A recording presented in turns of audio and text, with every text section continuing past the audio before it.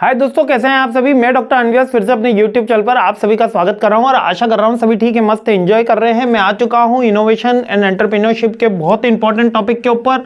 ये अपनी अंतिम प्रहार की सीरीज चल रही है। 5th मोस्ट इंपॉर्टेंट क्वेश्चन है और मोस्ट इंपॉर्टेंट क्वेश्चन की सीरीज चल रही है 2025 की, है ना। तो ये है meaning and source of innovation.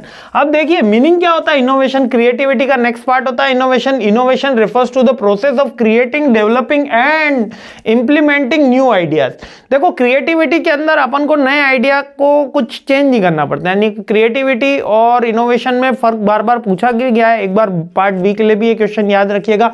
लेकिन इनोवेशन क्या है, एक डेवलप करना किसी आइडिया को, उसको क्रिएट करना, उसको फिजिबल रूप के अंदर लेकर आना, यानी कि दृश्य रूप के अंदर कि हाँ न्यू आइडिया, जो प्रोडक्ट हो सकता है, सर्विस हो सकता है, प्रोसेस हो सकता है, कोई मेथड हो सकता है, जो पॉजिटिव चेंज इंपैक्ट करे या वैल्यू एड ऑन करे। यानी क्रिएट करना, डेवलप करना और इंप्लीमेंट करना।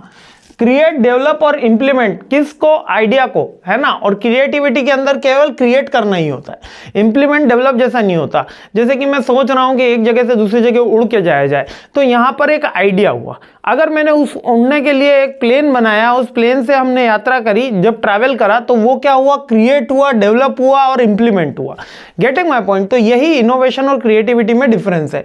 अब इसके अंदर प्रोडक्ट, सर्विस हो सकता है, प्रोसेस हो सकती है, मेथड हो सकता है। अब इसके सोर्स मुझे कहां से मिलेंगे, कहां से इनोवेशन किया जा सकता है। सबसे पहले मेरे को सोर्स होगा, प्रॉब्लम और नीड की आइडेंटिफिकेशन करूंगा तभी आइडिया आएगा। ऑलमोस्ट जो आइडिया के सोर्स हैं और इनोवेशन के सोर्स हैं सिमिलर ही हैं, है ना। क्रिएटिविटी से मेरे को सोर्स आएगा, टेक्नोलॉजी से मेरे को सोर्स आएगा। आजकल तो एआई की हेल्प से भी हमको सोर्स मिल जाता है। कोलैबोरेशन करने से, हीरो और होंडा का एग्जांपल मैंने आपको बताया था। फीडबैक, कस्टमर फीडबैक से हमको सोर्स मिलेगा। एक्सप्लोरेशन करने से, नई लिटरेचर पढ़ने से, नई प्लेसेस देखने से या नई चीजें सीखने से मुझे सोर्स पता चलेगा। रेगुलेशंस या इंसेंटिव से मुझे पता चलेगा। मार्केट ट्रेंड से मुझे पता चलेगा। और एजुकेशन, लर्निंग तो है ही सोर्स। तो बेसिकली इनोवेशन के जो सोर्स हैं और आइडिया रिकॉग्निशन के जो सोर्स हैं वो सिमिलर है। आइडिया वाले अपन ने पहले याद रख रखे थे, एज इट इज यहां पे लिख सकते हो, कोई टेंशन की बात नहीं है। लेकिन बस आइडिया में क्रिएटिविटी पॉइंट पे खत्म हो जाता है। आइडिया को क्रिएटिव करना, डेवलप करना और इंप्लीमेंटेशन करने का प्रोसेस हो गई, उसको अपन ने इनोवेशन बोल दिया। क्लियर हो गया।